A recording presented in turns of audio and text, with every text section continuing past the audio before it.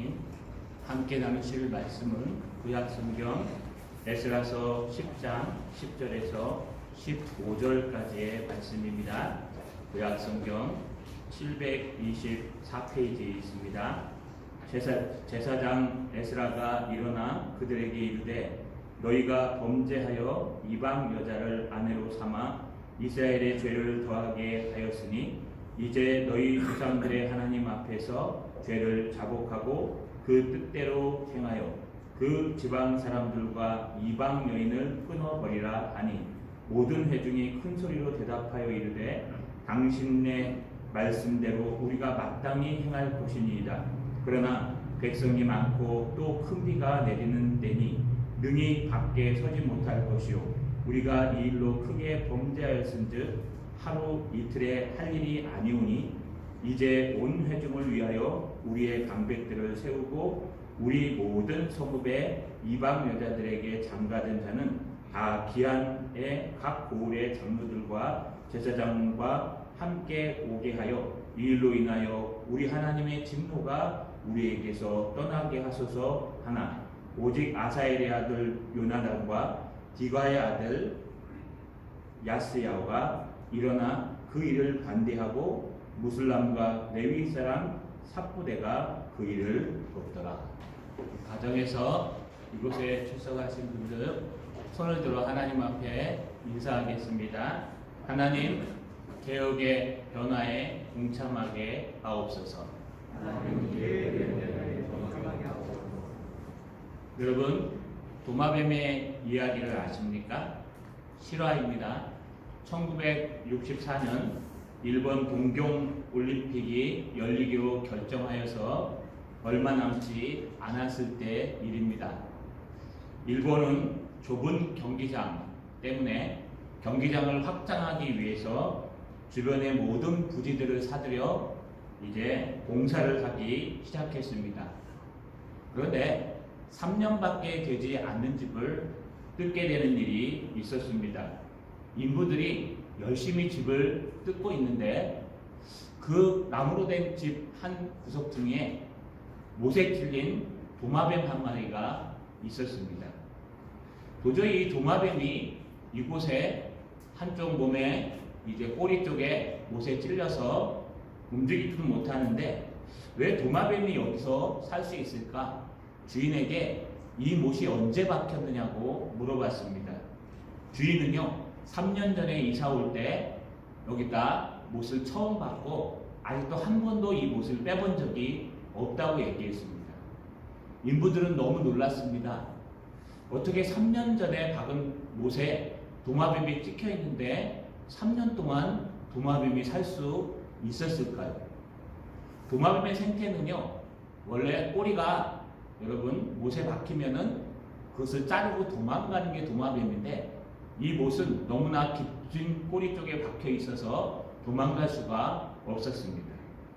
신기한 인부들은요, 이 도마뱀을 가만히 하루 정도 관찰하고 보았습니다. 그랬더니 하루에 3번을 친구인지 아내인지 모르는 도마뱀이 와서요, 먹이를 물어다 먹이고 가버리는 것입니다. 전문가한테 물어보니까요, 원래 도마뱀들이 탈출하지 못하면 견디지 못해서 스스로 먹이를 안 먹고 죽는 것이 원래 정상이랍니다. 그래서 아마 추정하건대 이 도마뱀도 꼬리 안쪽 깊숙이 못이 막혔을 때 먹이를 먹지 않고 인생을 포기했을 것이다. 그런데 아마도 계속 찾아와서 먹이를 주는 이 친구 도마뱀 때문에 아마 그 정성에 감동되어서 아마 이 먹이를 먹기 시작했을 것이다. 그렇게 해서 3년 동안 이 도마뱀은요, 친구의 그 지극정성 어린 여러분 도움 때문에 살 수가 있었다고 합니다. 여러분, 이것이 바로 함께 가는 친구요, 동역자라는 뜻입니다. 동역자라는 뜻은요, 목적이나 일이나 방향에 있어서 함께 가는 사람들을 말합니다. 어떤 일을 할 때 한 방향을 보고 함께 동참하는 사람들을 모두 동역자라고 말합니다. 우리 성도들은 누구의 동역자일까요? 사도 바울은 우리 성도들을 하나님의 동역자라고 말합니다. 하나님이 우리의 동역자가 아니라 우리가 하나님의 동역자입니다. 하나님의 일을 할 때에 우리가 하나님의 일을 돕는 것이고, 하나님의 사역을 할 때에 우리가 하나님의 사역을 돕는 것이 하나님의 동역자들입니다. 하나님의 동역자는요, 하나님의 일에 적극적으로 동참하고 하나님의 일에 적극적으로 변화하며 달려가야 됩니다. 저 여러분, 하나님의 동역자로서 오늘도 하나님의 뜻이 무엇인지 발견하여 하나님의 신실한 동역자 되시는 저 여러분 되시기를 주님의 이름으로 축원합니다. 여러분, 에스라는요, 모든 백성들의 죄에 대해서 애통하고 통회할 때 예루살렘에 있는 많은 하나님의 백성들이요 모여서 함께 통회하며 맹세하였습니다. 우리가 바꾸겠습니다. 우리가 하나님 앞에 범죄하였습니다. 그래서 우리가 이 모든 것들을 끊어내고 하나님 앞에 바로 서겠습니다. 에스라는 당시에 예루살렘에 있는 수많은 사람들의 동의를 얻었습니다. 지금으로 얘기하면 많은 여론이 에스라를 선호하였고 에스라의 개혁을 따랐습니다. 뿐만 아니라 에스라에게는 큰 권한도 있었습니다. 에스라의 권력은 바로 그 당시에 최고의 나라였던 페르시아의 왕 아닥사스다가 모든 정권을 에스라에게 주었습니다. 에스라는 이 권한과 이 인기를 힘입어서요 많은 사람들에게 선포하고 마이크를 들고 나가서요, 여러분 이제 개혁합시다, 여러분 바꿉시다 라고 하면서 외칠 수 있었습니다. 그런데 에스라는 자기의 권한과 자기의 인기를 다 내려놓고 제사장 에스라는요 여호야단, 제사장 여호야단의 그 골방에 들어가서 음식도 먹지 않고 또 물도 마시지 않고 3일 동안 단식 기도를 하기 시작했습니다. 무엇을 위해 기도했을까요? 주님, 하나님의 일이 이 백성들의 죄악을 뿌리 뽑는 것이요, 하나님의 일이 이 백성들이 거룩하게 사는 것인데 어떻게 하면 이렇게 할 수 있겠습니까? 그는 근심하여 사로잡혔던 자들의 죄를 근심하며 단식하며 기도했습니다. 그런데 신기한 일이 일어났었습니다. 첫 번째는요, 여러분 에스라가 시켰는지 안 시켰는지 정확한 알 수 없지만 거기에 모였던 사람들이 각각 돌아다니며 큰 소리로 외쳐서 3일 안에 모여라, 방백들과 장로들이 명령하는 대로 3일 안에 예루살렘을 모이지 아니하면 너희 재산을 다 정벌해버리고 너희를 이 총회에서 이 구원의 반석에서 추방시켜버릴 것이다. 여러분, 안 모이면 그만인데 백성들도 모이기 시작했습니다. 하나는 이 일이 두려워서 모였고요, 하나는요 정말 이때가 9월 20일인데 우리나라 달력으로 12월 겨울인데요 찬비가 내릴 때인데 큰 비 때문에 두려워서 모이기 시작했습니다.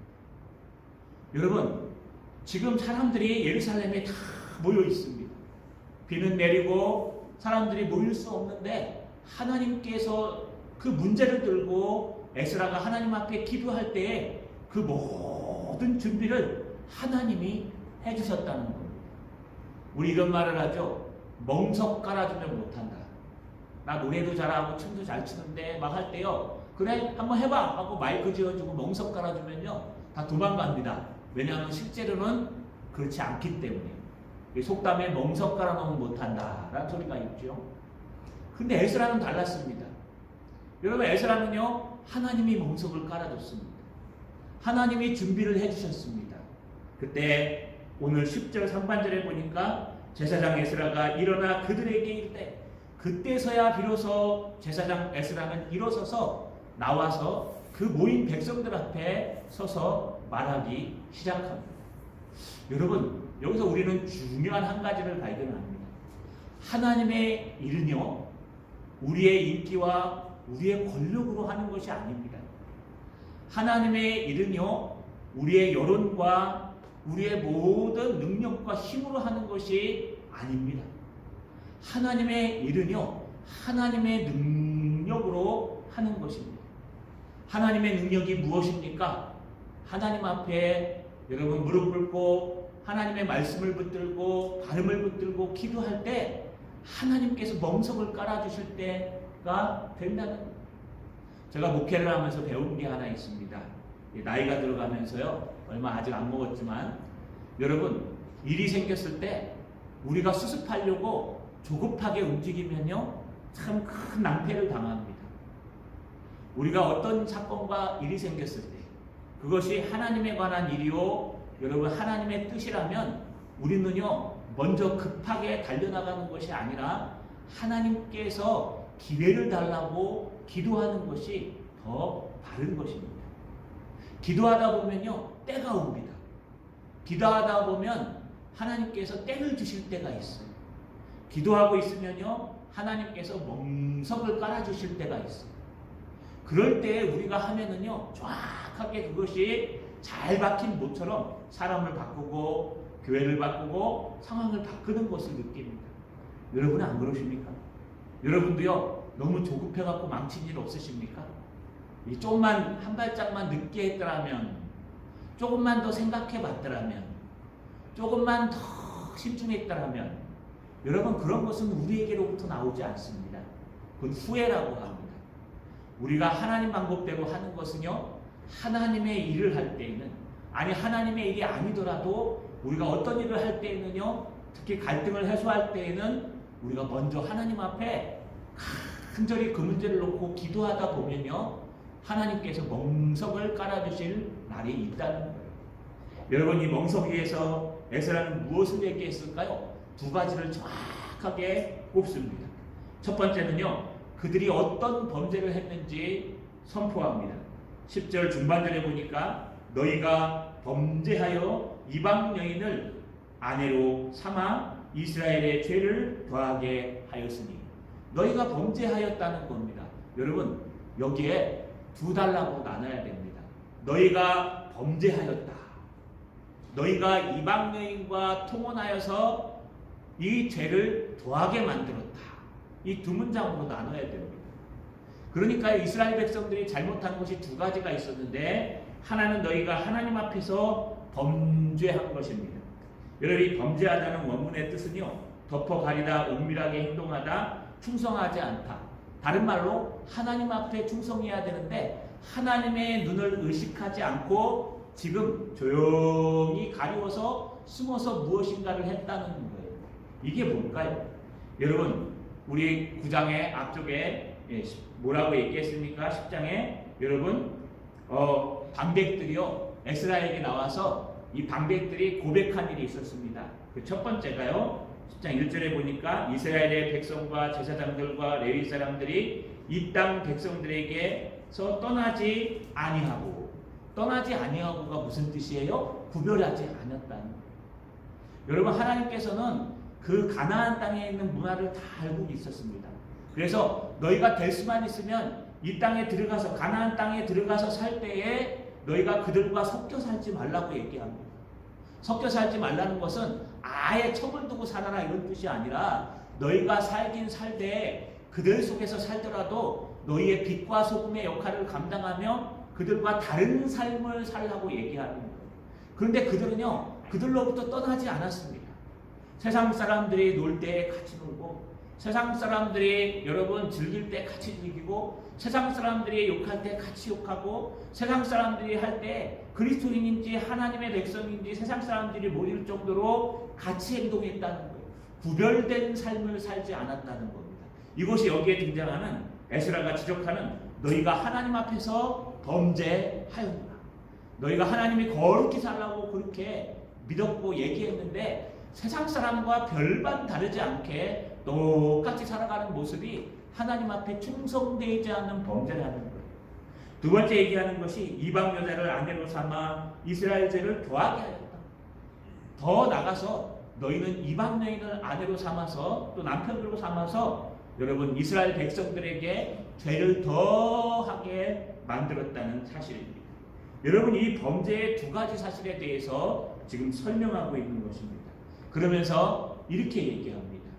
11절에 보니까 이제 너희 조상들의 하나님 앞에서 죄를 자복하고 그 뜻대로 행하여 그 지방 사람들과 이방 여인을 끊어버리라 하니. 여러분, 이제 여기 이제라고 등장하는 것은요, 베아타라고 히브리어로 씁니다. 베는요 그리고라는 뜻입니다. 또 때를 나타내기도 해요. 그래서 아타는 지금이라는 뜻입니다. 자, 지금 곧바로 이런 뜻이에요. 지금 바로 너희 조상들의 하나님 앞에서 죄를 자복하고 그 뜻대로 행하라.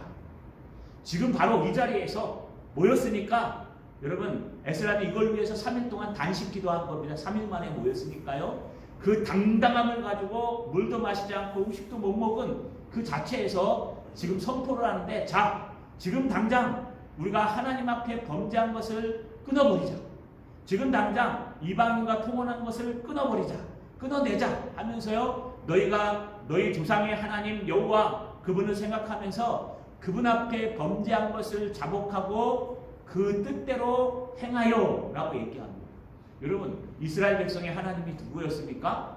이스라엘 백성의 하나님은요, 여러분, 사랑이 많으신 하나님이기도 하지만 심판의 하나님이셨어요.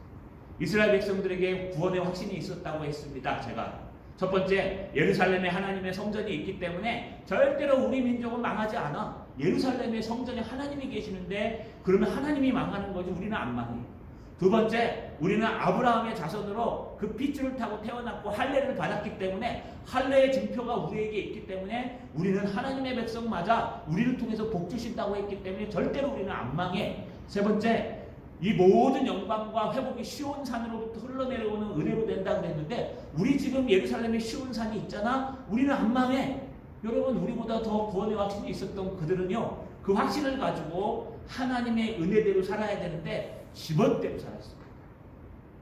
그래서요, 세상 사람과 별반 구별되지 않고 세상 사람보다 더 악하게 살아가는 모습을 보고 하나님이요, 그 조상의 하나님이 어떻게 했습니까? 북이스라엘은 722년에 아수르에게 완전히 멸망당하게 하셨고, 그렇게 안 망한다고 얘기했던 남유다의 예루살렘은요, BC 586년에 바벨론에 의해서 싹 다 무너져 버렸습니다. 그리고 하나님은요, 무서우신 하나님, 하나님은 심판하시는 하나님이에요. 하나님의 공의가 심판을 불러오고요, 하나님의 사랑과 자비가 구원을 불러오는 겁니다. 그렇기 때문에 하나님께서는요, 그렇게 무서우신 하나님이요, 두려우신 하나님인데 그 하나님 앞에 너희가 지금 자복하고 회개하라는 거예요. 그리고 마음을 돌이켜 하나님의 말씀대로 방향을 바꾸라는 겁니다. 이게 첫 번째 에스라의 말이에요. 두 번째는요, 조금 더 구체적으로 나가서 그 지방 사람들과 이방 여인을 끊어버리라. 여러분, 이 끊어버리라는 단어가 뭘까요? 끊어버리라, 내쫓아버리라. 여러분, 그들의 생계를 끊어버리라. 생명을 끊으라는 거 아니에요. 관계를 끊으라는 거. 문제가 생겼습니다. 왜냐하면요, 이게 뒤에 보시면 숫자가 만만치 않아요. 그러면 예수님께 지금 하나님께서 뭘 명령하셨냐면 이방 여인과 결혼했으니까 끊어버리라는 얘기는 단체로 집단 이혼을 시키는 거예요. 통일교 문선명이 단체로 결혼시키고 단체로 이혼시키고 하죠. 여러분, 비슷한 것 같아요. 그렇게 표현하는 것 같습니다. 그냥 읽으면. 그래서 너희는 이방 여인과 결혼한 걸 취소하고 끊어버리라, 이혼해버려라 라고 얘기하는 거예요. 혹시 이런 이혼이 있으신 분들은 상처받지 마십시오. 이건 그런 뜻이 아닙니다.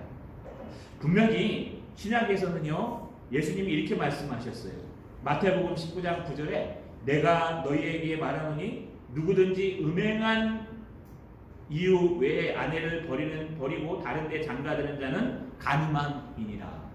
여러분, 여기 음행한 연고라고 할 때 앞에 사람들은 뭐라고 얘기했냐? 모세 시절에 여러분 사람들이 이혼할 수 있었는데 그럴 때는 어떻게 했냐? 이혼 증서를 써주고 그리고 이혼할 수 있었다고 얘기합니다.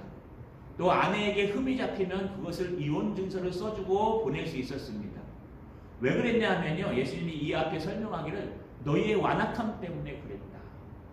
여러분, 왜 완악함 때문에 그럴까요? 이스라엘 백성들은 가부장 제도이기 때문에 아내가 간음한 것이 발견되면 돌로 쳐 죽였습니다. 그렇기 때문에 많은 사람들이 흠이 발견되면 돌로 쳐 죽이는 거예요. 그래서 누명을 씌우기도 했답니다. 아내가 밥을 좀 태웠다 그래서요, 빵을, 여러분 그 안에 흠을 잡아가지고 그를 내쫓기도 하고, 또 다른 좋아하는 여자가 생기면 아내에게 누명을 씌워가지고 내쫓기도 하고, 또 돈을 많은 사람들은 첩을 삼기도 했습니다. 그래서 하나님께서 모세에게 그렇게 사람의 생명을 죽이지 말고 차라리 그러면은 아내에게 이혼 증서를 써서 내어보내고 그분은 다른 사람과 또 결혼할 수 있도록 그렇게 하라는 거예요.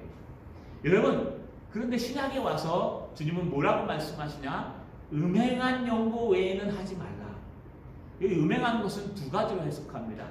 첫 번째는요, 여러분, 음행한 연고라는 것은 말 그대로 남편과 아내를, 부모를 떠나서 한 몸인데, 여러분, 남자나 여자가 다른 남자나 여자와 통관을 했을 경우에 음행입니다.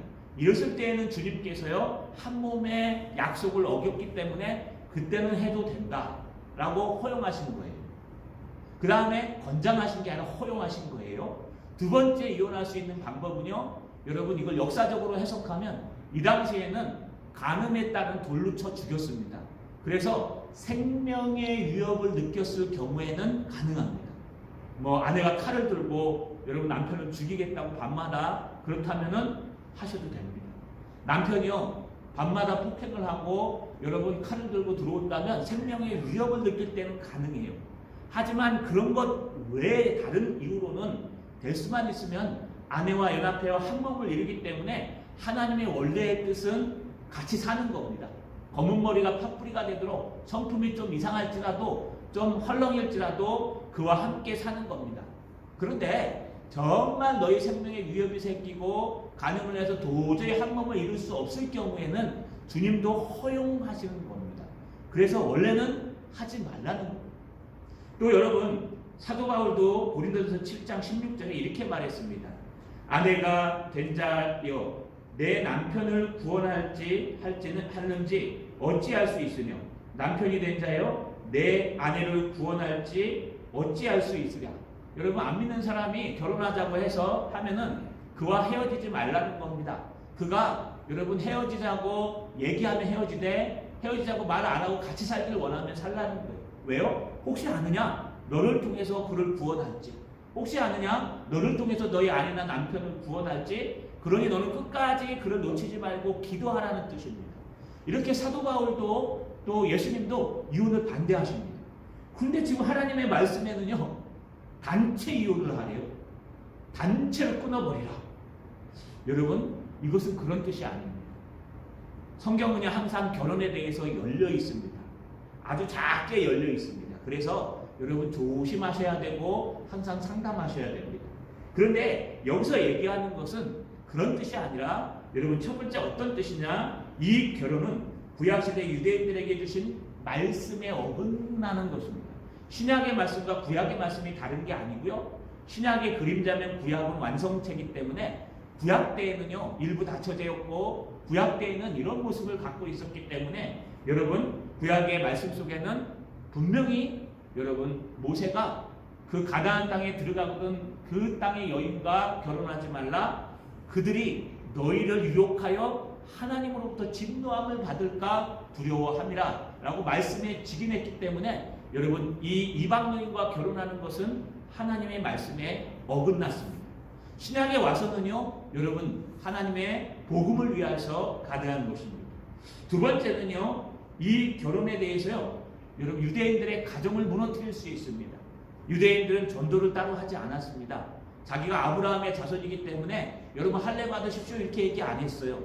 그냥 이방 사람도 굳이 들어오고 싶으면 할례를 받는 걸 행했지 자기 자녀를 잘 가르치는 것이 전도였습니다.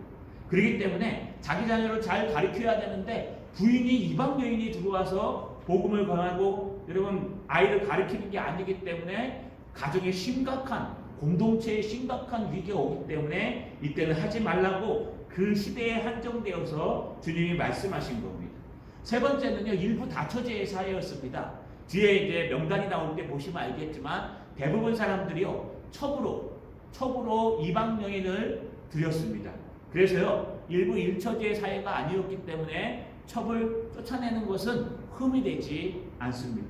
마지막 네 번째는요 여러분 많은 사람들이 그 땅의 사람들과 통혼한 이유를 살펴보니까요 거기에는요, 그 땅 사람들이, 토착민들이 경제적으로 안정되어 있고 정치적으로 안정되어 있어서 권세와 힘과 능력을 갖기 위해서 그들과 정략적 결혼, 통혼을 했다는 겁니다. 이런 의미에서 볼 때 현대 여러분 안 믿는 사람과 결혼했으면 이혼하라 이런 뜻이 아니에요. 신중해야 되지만 중요한 것은요, 이것은 이 시대에 한정되어서 우리가 해석해야 하며 하나님 앞에 범죄하는 상황에서 해석한다면 여기서 통혼한다는 뜻은요, 이 시대에 하나님께서 몇 안 되는 사람을 통해서 개혁을 이루실 때 방해가 되며 하나님의 뜻에 상치되며 또 하나님의 여러분 동역자로서 이것은 틀렸다는 것을 주님께서 명확하게 말씀하시는 겁니다. 그러나 여기서 우리가 꼭 하나 생각해 봐야 될 것이 바로 그것입니다. 형제의 죄를 발견하고 공동체의 죄를 발견해도 여러분 성급하게 나가서 그것을 여러분이 고치려고 하면 안 됩니다. 우리는 그것을 발견하면 먼저 무엇을 해야 될까요? 내가 갖고 있는 권위를 가지고 나에게 있는 이 인기를 가지고 많은 사람들이 나를 밀어주고 있으니까 그래 내가 확성기를 들고 나가서 그래 우리 뜯어 고치자 바꾸자 이거 하나님 앞에 범죄한 것이다 라고 선포하면서 여러분 기쁨으로 선포하면 하나님의 일을 하는 걸까요? 그렇지 않습니다. 우리가 하나님의 일을 하는 것은요 먼저 무릎을 꿇고 하나님 앞에 기도하는 거예요. 그 문제를 가졌다면 형제의 눈에 티끌을 보면 내 눈에 들보가 있다는 걸 발견하고 먼저 무릎을 꿇고 그 범죄를 가지고 하나님 앞에 기도하는 거예요. 그러면 하나님이 때를 열어주십니다. 하나님이 멍석을 깔아주십니다. 굳이 내가 얘기 안 해도 하나님이 멍석을 깔아주실 때 그 멍석 위에서 한마디 한마디 하면요 그것이 정확하게 먹혀 들어가고 그것이 하나님의 놀라운 역사를 일으킨다는 것입니다. 여러분 하나님의 일을 할 때 기도함으로 때를 기다릴 줄 아는 여러분 하나님의 일에 동참할 줄 아는 저 여러분 되시길 주님의 이름으로 소망합니다. 또 한 가지 이 일에 대해서 사람들이 어떻게 반응했을까요? 그들은 지금 떨고 있습니다. 모인 사람들은요 갑자기 막 공포하고 자기의 잘못을 선포하니까 막 두려웠습니다. 또 하나 떨고 있는 것은요 큰 비가 자주 내리는데 그 큰 비 때문에 이런 일이 없었는데 이 차갑고 큰 비가 이렇게 무섭게 내리지? 지금 두려워서 떨고 있는 겁니다. 그 두려워서 떨고 있는 자에게 갑자기 에스라가 나타나서요 그 존경하는 에스라가 너희가 범죄하였도다. 너희가 세상과 구별하지 않은 삶을 살았도다. 너희가 세상 여인과 혼합하여서 전도할 생각은 안 하고 오직 거기에 뒤섞여가지고 그들과 똑같이 욕하고 그들과 똑같이 생활하고 여러분 그들과 통혼까지 했으니 이제 지금 당장 너희는 무엇을 하라고요? 너희 하나님 여호와 앞에 회개하고 자복하며 하나님의 뜻대로 행하라. 그리고 통혼한 것을 끊어버려서 너희의 죄악을 더하지 말라라고 얘기하니까요 그들이 이렇게 반응합니다. 여러분 17절에 보니까 모든 회중이 큰 소리로 대답하여 이르되 당신의 말씀대로 우리가 마땅히 행할 것이니이다. 여러분 거기 모인 사람들이 다 얘기해요. 떨면서 얘기하고 있겠죠? 맞습니다. 마땅히 우리가 해야 됩니다. 우리도 알고 있었습니다. 여러분 이게 죄인지 알고 있었다는 거예요. 그런데 한 사람이 죄를 짓기 시작하니까 괜찮네. 또 두 사람이 죄를 짓는 거예요. 두 사람이 죄를 짓기 시작하니까 괜찮네. 세 사람이 죄를 지어요. 그것도요 여러분 평신도가 죄를 지으면 괜찮은데 목사나 장로님이나 중직자들이 범죄하면요 우리 목사님도 그러고 우리 장로님도 저러시는데 뭐 어때? 하면서 들어가는 거예요. 그래서 중직이 되시면요 어깨가 무거운 거예요. 그래서 무거울 중자라서 중직이에요. 중직은 신앙생활에 있어서도 모범이 돼야 되고요. 중직자가 되시면요 모든 삶에 있어서도 모범이 돼야 돼요. 예배하는 태도, 또 말씀 있는 태도, 찬양하는 태도, 예배에 적극 동참하는 태도 이게 여러분 중직자인데 여기도 똑같아요. 하나님의 백성들 누가 이 일을 통원하는데 앞장섰다 그래요? 방백들과 지도자들이 앞장섰대요. 레위 사람과 제사장들까지 합세해서 앞장섰대요. 아마 처음부터 이러진 않았을 거예요. 왜냐하면 마땅히 알고 있어요. 그냥 한 사람이 어쩌다가 딱 좋은 여자랑 이방 여인이랑 결혼하니까 야 결혼해도 괜찮아 봐. 좀 있으니까 딴 사람도 이거 이렇게 해도 괜찮나 봐. 여러분 그러니까 한 명, 두 명, 세 명, 네 명 그러다 보니까요 점점 늘어나서 모두 다 괜찮은 거예요. 그러다 보니까 이것이 범죄인 줄 다 알면서도 에이, 다 눈 감고 넘어가. 여러분 이것을 알고 있었습니다. 그래서 거의 모인 회중들이요 뭐라고 얘기해요? 마땅합니다. 우리가 당신의 말씀대로 우리가 마땅히 행하는 것은 당연한 일입니다. 그런데 토를 답니다.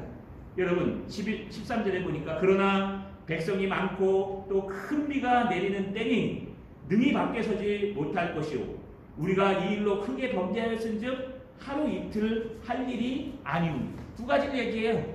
무슨 얘기를 하냐면요, 야 이거 마땅합니다. 우리도 젠지 알고 있었는데 언젠간 고쳐야 되는데 에스라 당신이 얘기하니까 두렵고 떨려서 마땅합니다. 그런데 지금 당장 하기는 어렵습니다. 왜요? 지금 당장은 지금 큰 비들이 갑자기 한 번씩 내리는데 너무 두려워서 떨려서 이건 도저히 할 수가 없고 비를 피할 만한 집들이 없습니다. 예루살렘에 뭐 숙박시설이 다 돼 있습니까? 안 되죠. 그러니까 이게 지금 당장 하기는 너무 어렵습니다. 그리고 또 하나는요, 당신이 생각하는 것보다 더 많습니다. 사람들이 더 많은 사람들이 지금 범죄했으니까 이건 하루 이틀에 될 일이 아닙니다. 여러분 얼마나 많은 사람들이 범죄했는지 아시겠죠? 이렇게 많이 범죄했으니까 하루 이틀이 될 일이 아닙니다.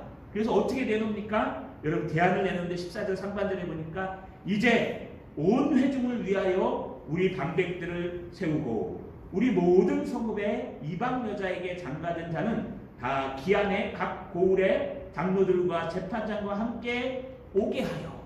여러분 이제 이거 어디서 등장했죠? 제가 앞에서 뭐라고 얘기했어요? 멍석을 깔아주니까 에스라가 나와서 여러분 죄를 지적하고 두 번째 얘기할 때 11절에 이제 베아타 지금 당장 너희는 너희 조상 하나님 여호와의 앞에서 죄를 자복하고 그 뜻대로 행하여 그 지방 사람들과 이방 여인을 끊어버리라. 지금 당장이라고 얘기했는데 여러분 똑같은 말이 지금 14절 상반절에 베아타 지금 당장 이란 얘기예요. 지금 당장은 안 됩니다. 지금 당장은 안 되고요. 지금 당장 뭐라냐 하면요, 에스라시오 당신은 모든 성읍의 이방 여자에게 장가들을 끊기 전에 먼저 지도자들을 세워주십시오. 지도자를 세워서 때가 되면은 그들과 함께 당신 앞에 나올 때 그때 우리가 끊어버리겠습니다. 여러분 이거 부정적인 의미가 아니에요. 상황을 적용하는 거예요. 지금 무섭습니다. 지금 막 폭우가 쏟아지는데 어떻게 합니까? 무섭습니다. 지금 당장은 안 됩니다. 너무 많습니다. 지금 당장은 안 됩니다. 그러니까 지도자를 세워주시면은 우리가 상황을 파악해가지고 우리 때에 맞게 하루 이틀 당신 앞에 나오면은 그때 해결합시다. 그러면서요, 여러분 14절 마지막 이렇게 얘기합니다. 이 일로 인하여 우리 하나님의 진노가 우리에게 떠나가게 하소서. 그러니까 이 일로 인해서 하나님의 진노가 떠나가도록 도와주십시오. 여러분 상황을 배입시켜서 지금 당장은 안 되고 그렇다고 동참하지 않은 건 아닙니다. 그런데 중요한 게 하나 등장. 바로 15절입니다. 우리 15절을 같이 한번 읽어보겠습니다. 우리 마스크 쓰면 천천히 같이 읽겠습니다. 시작.